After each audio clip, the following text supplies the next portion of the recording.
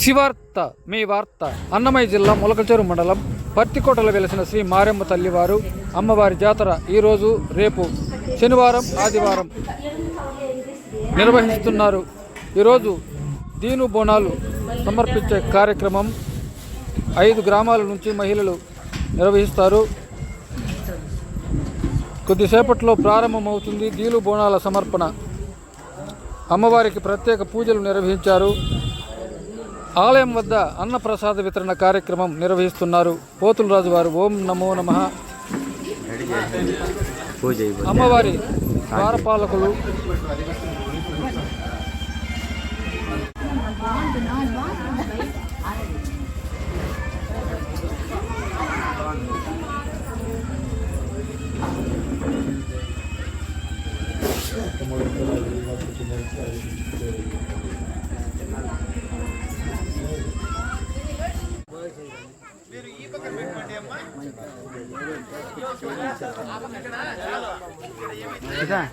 ఓం శక్తి శ్రీ మారెమ్మ తల్లి నమో నమః. ప్రత్యేక హారతి.